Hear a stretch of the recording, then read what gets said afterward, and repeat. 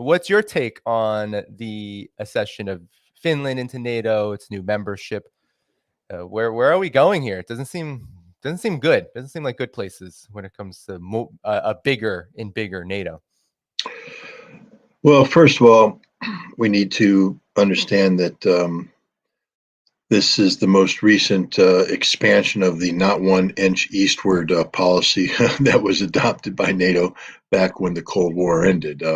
Guarantees given to Mikhail Gorbachev um, that NATO had no desire to move eastward. That Russia, the Soviet Union, didn't need to fear this, and now here we are, over 2 decades later, and 3 decades, and we have NATO all the way up to the Russian border. The Baltic states are part of NATO.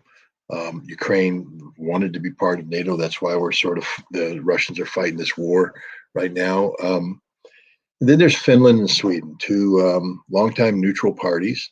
They have, especially the Swedes, trained in an interoperable fashion with the West, but they weren't part of the alliance, and they didn't have a need to be part of the alliance, and Russia didn't view them as part of the alliance, and therefore Russian military capabilities along the Finnish border were the minimum necessary to safeguard, um, St. Petersburg, um, the Kaliningrad enclave, and things of that nature.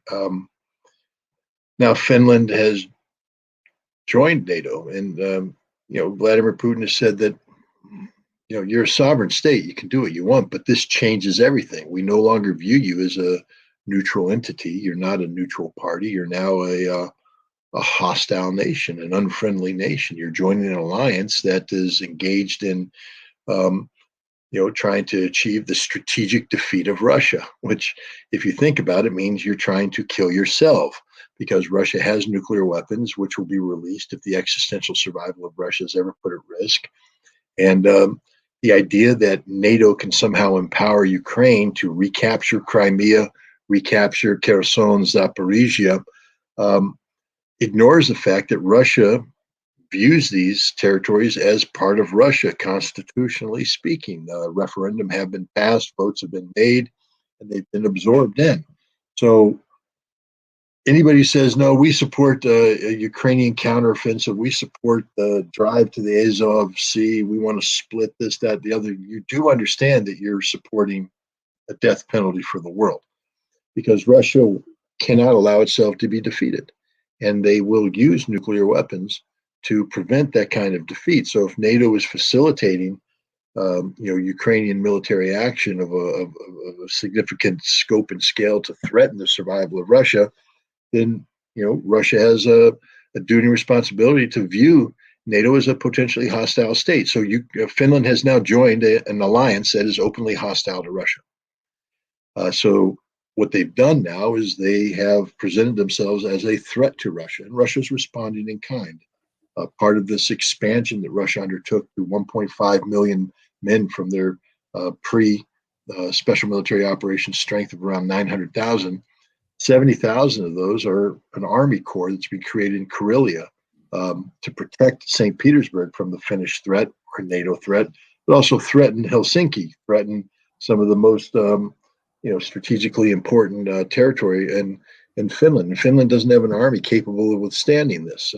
The Finns have to spend a lot of money to re-up their thing. There's now an 810 mile border. Now, people say, well, that puts Russia at a disadvantage. I'd say, well, no, it actually puts the nation that only has 18,000 regular troops at a disadvantage.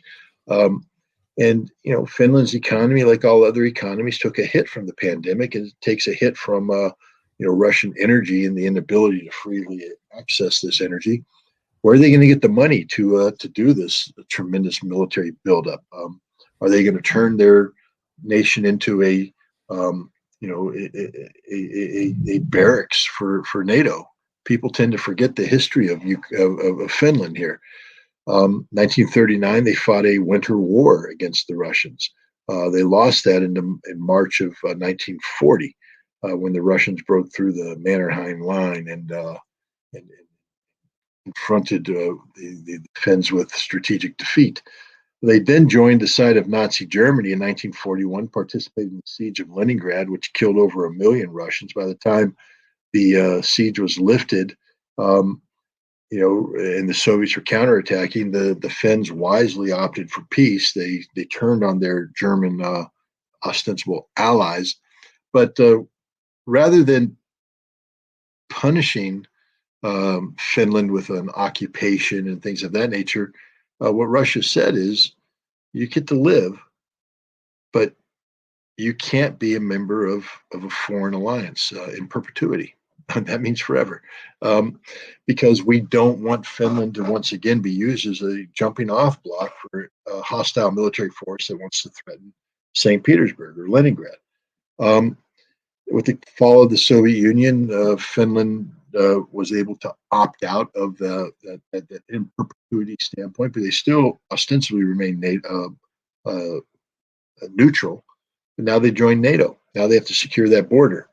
It's going to be a huge problem for Finland, and a big problem for Sweden, because I believe now that Finland's in, that Turkey will eventually, Turkey's trying to squeeze the West to get as many concessions as possible from this. And I'm sure there's not only the above the table deals that are taking place, but there's some underneath the table deals taking place between the collective West and Turkey. And I think that Sweden will probably get voted on, sometime before the end of this year, maybe early next year. But Sweden too will be a member of NATO. So now we have the continued expansion of NATO against Russia. But in some ways, if somebody was betting on this making Russia weak, it's had the exact opposite effect. Russia has expanded its military to 1.5 million, new military formations going up against Finland.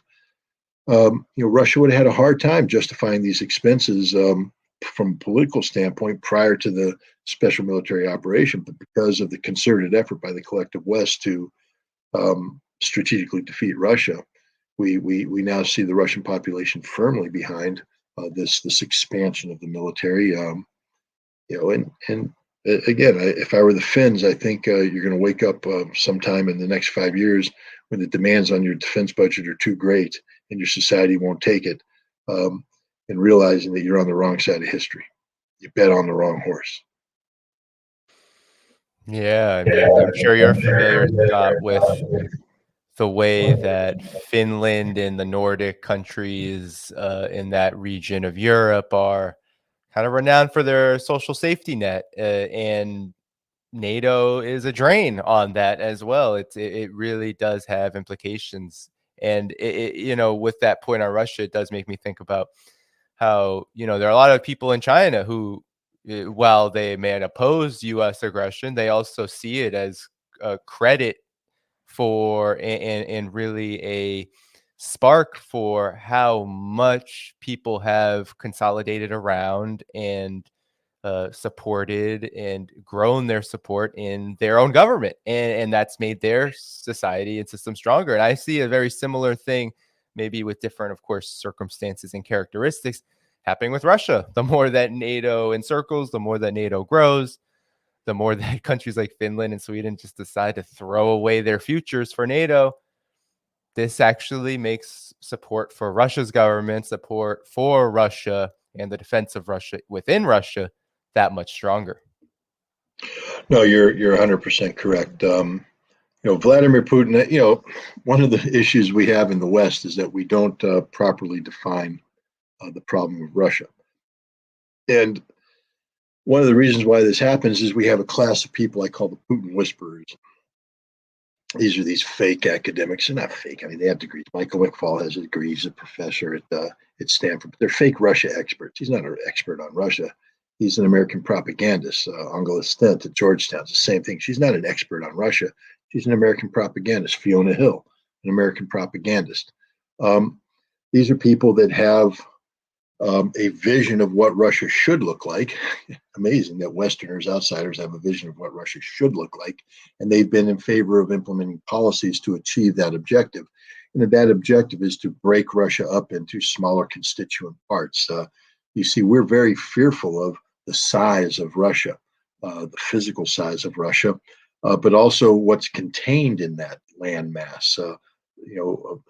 a great deal of the world's resources. And we are nervous that a single nation has access to all these resources because they can not only become self-sustainable in certain critical industries, but they will be able to help others. And in this case, others means China, with the world's largest population, with a modernizing industrial base, modernizing infrastructure, and now you bring China and Russia together in this nexus of economic capacity, and it's an unbeatable force. This is why the Trans-Eurasian Economic Union that's being pushed by the Russians and the Chinese is a serious thing. I don't think the United States has properly defined what's going on in Russia. We don't understand what their strategic objectives are vis-a-vis China. We don't understand what China's strategic objectives are vis-a-vis Russia. Take a look at Vladimir Putin's meeting with Joe Biden in June of 2021. When Joe Biden came out of that without prompting, he turned to the media and said, well, I think Putin should not get close to China. That's a bad thing. That China has ill intent towards them, etc. The president was totally out of touch because you see Vladimir Putin and Xi Jinping have had great relations for a long time, friendly relations. I mean, like friends, real friends. These are guys that meet each other for their birthdays. They socialize. They make pancakes together. They make they cook. They have a really good relationship. And how insulting is it then for the United States president to say, I have to educate Putin on China? I'm pretty sure Putin knows more about China than you do, Mr. Biden. I think he's understands the relationship. Putin gave a speech even in the aftermath of the recent visit by Xi Jinping. Putin gave a speech where he said, we have our history with China. I mean, he's not pretending that everything has been roses with China. We had our history, he said. We have our problems, but we are in a situation where we don't have any other choice. And this isn't a bad choice. It's not as though we have to hold our nose on this. This isn't a bad choice. This is a good choice. It requires some changes on our part, but the West has compelled us to make these changes. So we are going to make these changes. And now we have this relationship that is stronger than any alliance. And I know a lot of people in the West roll their eyes when they hear that it's just Russian propaganda. Well, if you take a look at the NATO Charter, for instance, people like to talk about the strength of the NATO Charter. But the NATO Charter is far more restrictive than it is expansive, meaning that once you join NATO, a lot of controls come down on you because it's a negotiated agreement on a consensus basis. It means you've subordinated a lot of your sovereignty to the totality of an alliance that in some instances is deeply divided. Now we take Russia, China. There's no treaty, none whatsoever. So when people say, well, what are the limitations on there are no limitations. They can go anywhere they want it to go, or nothing can happen. And it doesn't change the impact. They still are friendly nations. This allows for a very pragmatic approach. To give you an example of this pragmatism, recently, Russia had signed some concessions with Vietnam, the Republic of Vietnam, for oil exploration in the vicinity of the South China Sea in waters that are contested with China. And Russia has been actively drilling. They have their rigs there. They're drilling it for joint exploitation. And recently, a Chinese naval vessel came and sailed through there, and one of their, an act of intimidation, I guess, against the Vietnamese. There were people that were shouting, because this happened right after Xi Jinping returned back to China. And people were shouting, saying, oh, look, this is proof that China doesn't take Russia seriously. This is garbage relationship. They lied. There's tensions there. And I asked a senior Russian official about this, a former diplomat old China hand, Maria Zakharova's father, by the way, used to be a diplomat in Beijing for many years. And he said, look, Russia's always been pragmatic about, these things. Russia's not taking sides. Russia is doing what it does and will continue to do that. And in some instances, this may cause problems with the Chinese, but the nature of the relationship between Russia and China is that because there is no treaty constraints or treaty that defines things, Russia can be pragmatic about what's going on in these oil fields, but still reach out to the Chinese about gas deals and other deals to bring in Belts and Roads Initiative, to ask Xi Jinping to make a phone call on behalf of a potential peace. Why? Because there are no limitations to this relationship. This relationship can go in any direction whatsoever. Imagine that. Imagine the maturity of your approach towards interacting with other nations, where it wasn't a zero-sum game where you had to win, or because if you didn't win, then it was a loss. What if you actually just sat down and respected everything and treated each thing separately? You didn't have some all-encompassing manifest destiny type plan that said America must rule the world through a rules-based international order, but instead you said we'll take each thing, one at a time, and treat it the way it deserves to be treated, with the respect. But we don't allow this to actually, dictate this outcome. Where would we be today if that was the approach we took? I would hasten to believe that we would be far more deeply entrenched in the Middle East, because nations would want us to be there. But when we decide that our task is to illegally occupy a third of Syria to steal oil to finance a terrorist organization that fights against an ostensible NATO ally, think of what I just said there, the complexity of that. Then because that's what we do. That's what America does. But had we not done this, where could we be? We could be in there, a player, still able to ask our friends to manipulate the oil market to our economic benefit, because we're friends, we're friendly. There's no reason to fear us. But now nobody saw. I mean, Mohammed bin Salman just came out and said, "I don't care what Joe Biden thinks about me anymore. I'm done with him. I'm done with American opinion." Saudi Arabia has divorced itself from the United States orbit, and this is a game-changing event. Yeah, the world is certainly changing, and NATO expansion is definitely at the heart of it. And the expansion of this chaos and destruction that you speak of, the way the U.S. relates to the world, is helping to lay a foundation for this. And it, as you said, I think it goes hand in hand. It's like it's not a bad option for Russia, China, Saudi Arabia, for much of the Arab world, much of the African continent. It's not a bad option to come together and try to figure out something else, and not least because, well, the other option is actively harming you every step of the way. But I Not just wanted to, militarily, but economically. I don't know. Did you see what Marco Rubio said the other day? right? I think it was something about he was admitting fear of this development, I believe, right? Yeah, he basically said, because Brazil sat down with China and said, "We're done with the dollar. We're going to do business in the yuan." And he's like, "Oh my God, the fourth largest economy. I mean, the largest economy in the southern hemisphere is decoupling from the dollar. We won't be able to sanction them anymore. We won't be able to exert our influence on them. They're going to function as a sovereign nation, and this is a terrible thing." Imagine. I mean, at least he was honest. I have to give him, Yep. straight up props for, wow, what honesty. But then the spokesperson for the White House, I'll mispronounce her name, so I don't want to say it to insult her, but she basically was talking about this, and she said, those nations that seek to decouple the dollar, you are offending the American people, because the well-being of the American people depends on the ability of the dollar to be the supreme currency, the reserve currency, so that we can leverage this to enhance the da-da-da-da-da-da. And she doesn't even listen to what she's saying. She's basically saying that if a nation decides that they don't want to do business with the dollar, that that America will be compelled to intervene, because we have to have you do business with the dollar, because otherwise you're harming the economy of America, and that's an insult to the American people. The arrogance and the hubris. Look, I don't want the dollar to collapse. I don't know how about you, Danny, but I get paid in dollars, and and the dollars are what I take to the grocery store.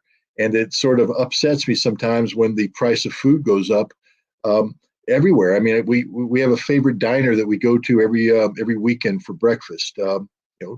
Typical American diner, and they're they apologized. They came in and said we had to raise our prices, and I'm talking about not an insignificant raise because just the price of food has gone up. You see that if you go to restaurants, you go to the grocery store, it's there. The I want the dollar to be stable. I'd like the dollar to have value because that way, when I earn $1,000, I can buy $1,000 worth of stuff. I don't want to earn $1,000 and only be able to buy $800 worth of stuff or $600 worth of stuff. Because you know what? Inflation is making the value of my dollar decrease. And my employer, by the way, it's not Russia. My employer is not giving me more money. It's not like my employer is going, oh gosh, look, the cost of living cost you 12.5% in the last year. Yeah, 12.5%. That's inflation and everything else. Some people say it's even higher. That means that instead of earning $100, I'm now earning, here we go with my military math, but it's going to be somewhere in the area of 87.5%, or 87.5 dollars. That ain't $100. So, and then next year when you factor it in, it's going to be around $70. That ain't $100, but I'm only my pay hasn't been adjusted. I need the dollar to do well. I need the dollar to be strong, and it's not. It's failing. But that's not a international security issue. That's just the stupidity of American policy. Hey, I tell you what, Marco Rubio and lady spokesperson of the White House, whose name I can't pronounce, stop stealing money. For instance, if you're going to call the dollar the world's reserve currency, and people are going to have faith in that, but then you go and you steal 700, 800 billion dollars of Russian sovereign wealth for no legal reason, just because you're mad at Russia. Understand that the rest of the world's going to sit there and go, whoa. I mean, would you, Danny, again, would you put your money in a bank that just arbitrarily wake up and say, yeah, we're taking your account? No. I feel, and I hesitate with the banks. I mean, now, like what? Yeah, now This it's banking collapse. It's like, oh shit, what's gonna happen to our money? No, that's right. But we don't want to give away our money like that. So I'm not a fan of the collapse of the dollar. I don't want anybody to think the fact that I'm out there defending other people's sovereign rights, that this makes me happy. But it's not their fault. The reason why they don't want the dollar is we made it toxic. We steal your money, we sanction you. Listen to what Marco Rubio said. If you break your way from the dollar, he's not talking about denied, economic opportunities. He's saying we can't sanction you, we can't punish you. As if the only thing, the only tool in the American toolbox is, from a non-military standpoint, is the militarization of the economy. We are going to sanction you. We are going to punish you. That's the only thing we think. Look at what we're doing around the world. The only thing we talk about is sanctions. We never talk about going out there and engaging in a Belts and Roads initiative type thing. The last G7 meeting last summer, old Biden's in there, we're going to come up with the counter to the Chinese Belts and Roads initiative, a $600 billion fund. Really, Joe? $600 billion? But it wasn't, was it?